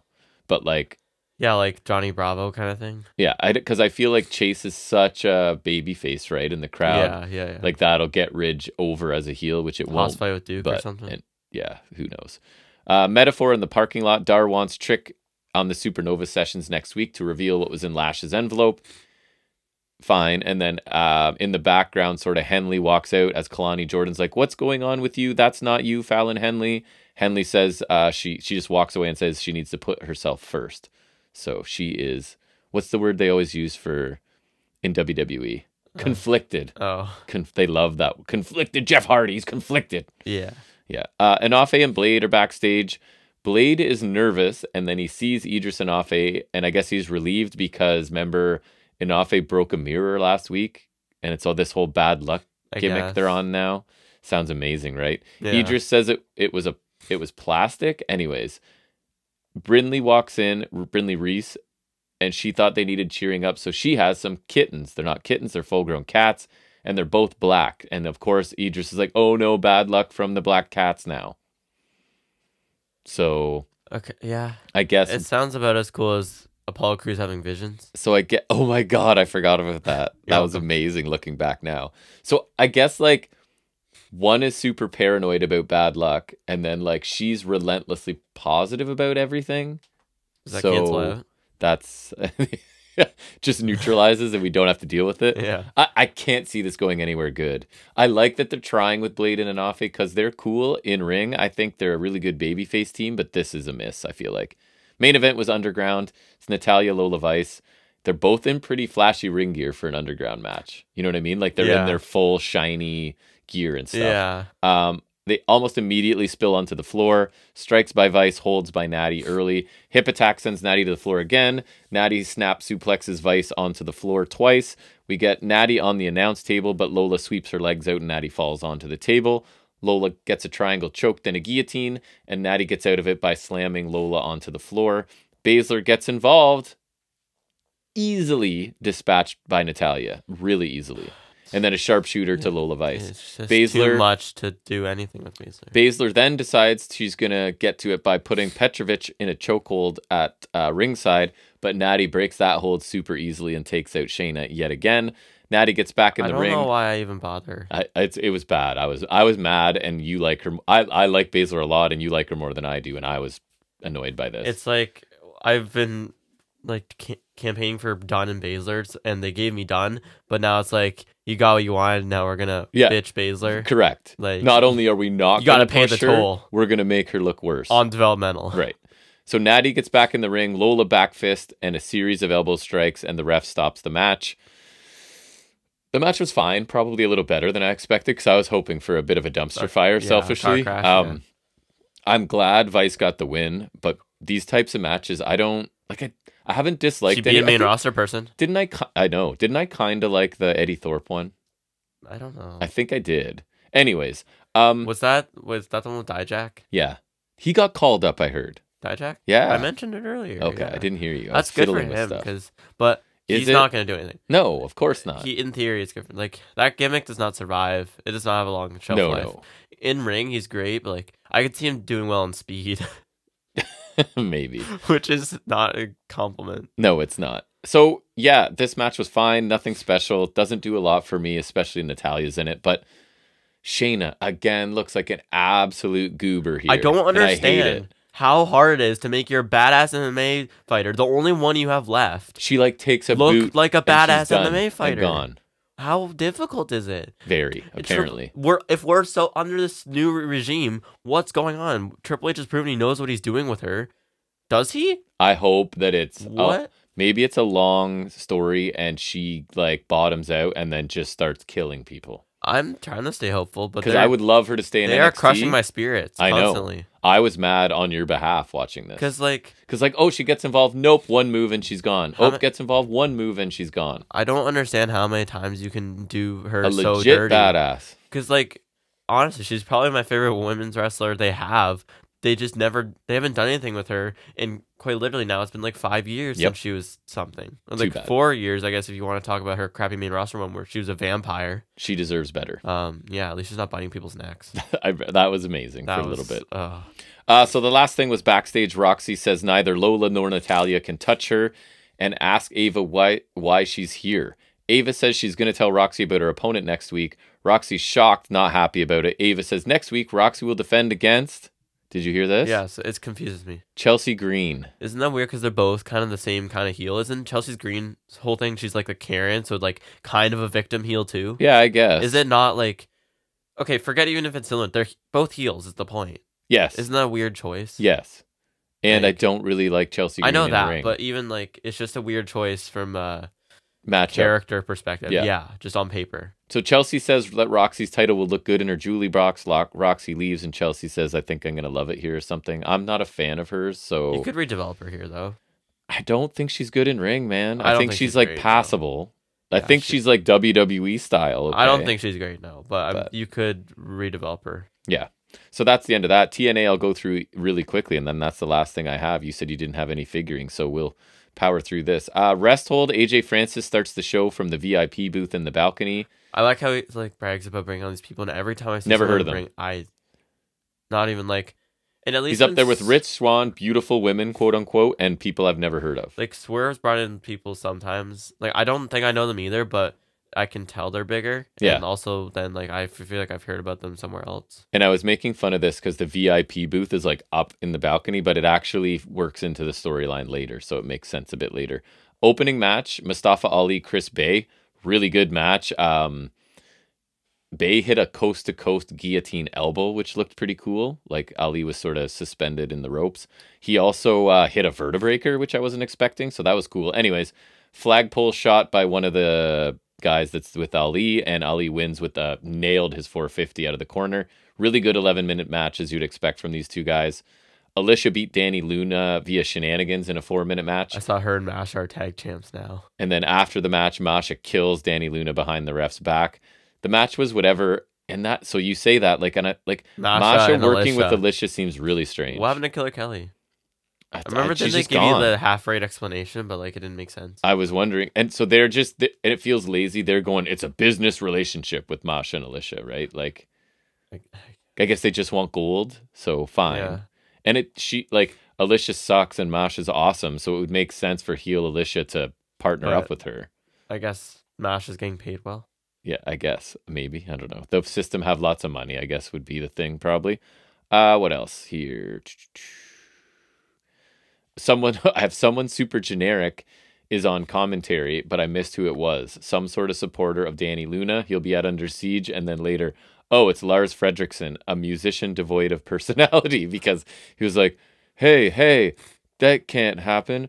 That's it. I'll be at Under Siege with Danny Luna, I guess. Anyways. I think he accompanied them at the last pay-per-view, which was 2 days ago or something like that. Yeah, exactly. That's the problem. Like a lot of these builds just feel like they're just throwing stuff together because they had a pay-per-view 5 minutes ago. Yeah, people want to say that about AEW, but look at TNA. They had a pay-per-view maybe 2 weeks ago, right. If I'm doing a legitimate estimate. Right.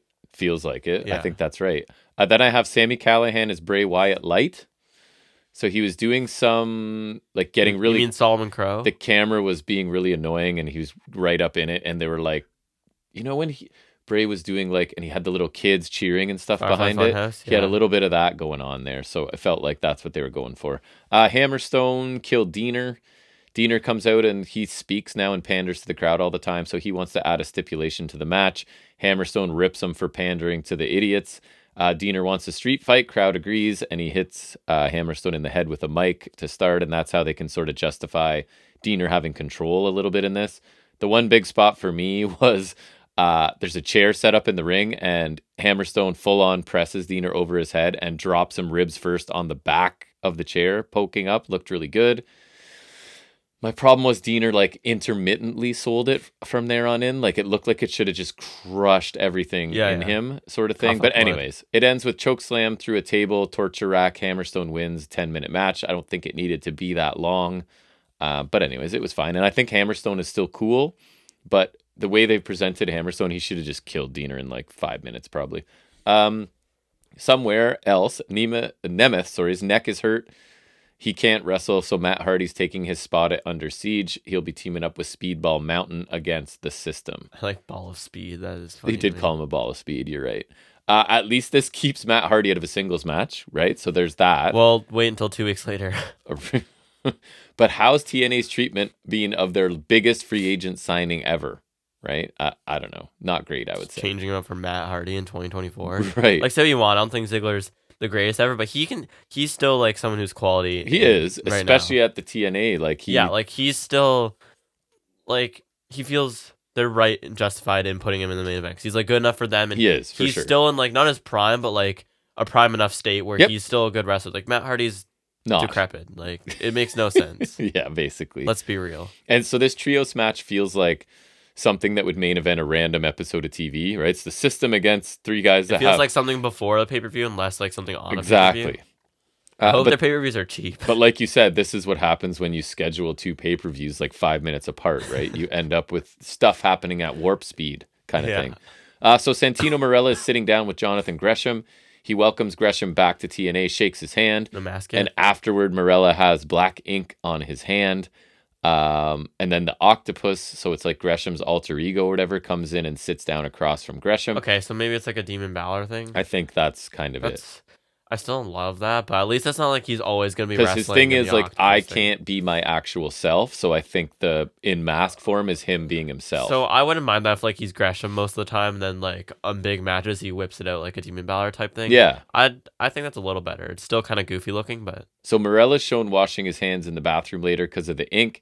And it looks like, I don't know where it came from, but we're getting Gresham Kushida. Did that happen probably last night? it did. Yeah, I guess. Should be good. The guy, maybe he had grills on when he was wearing the mask. Like it was just him, I guess. Yes, I think it was. So I'm interested in what they're doing with Gresham, but my concern is the tone, like the serious, kind of deep, tormented character. I don't know who he interacts with that doesn't feel silly.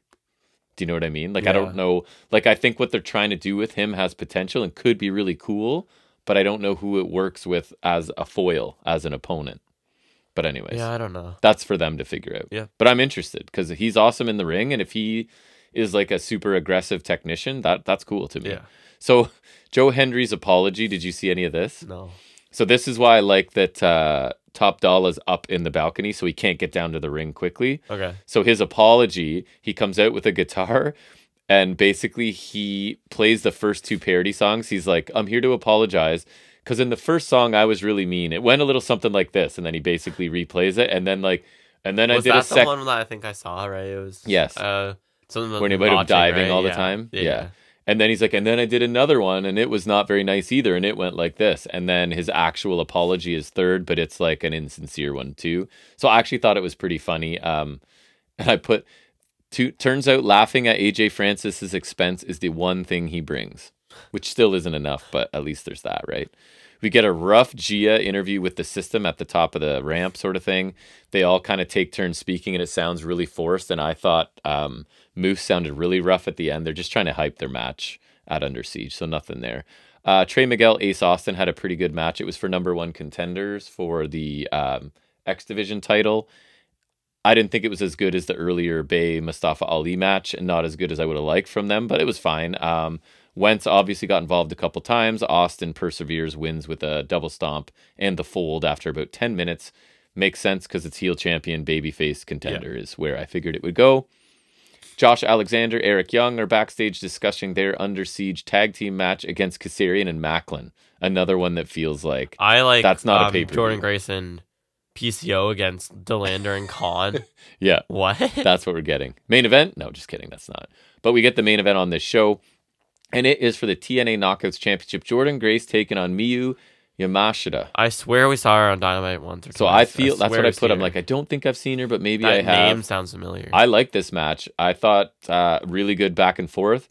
Grace retained with the Juggernaut driver, 13 minutes. I got into this. A lot of Yamashita's kicks I thought looked really good, and she just has like a, I guess, cool, realistic Japanese style. So I kind of like it, right? I don't know if I've seen her before. I believe you if you say I have.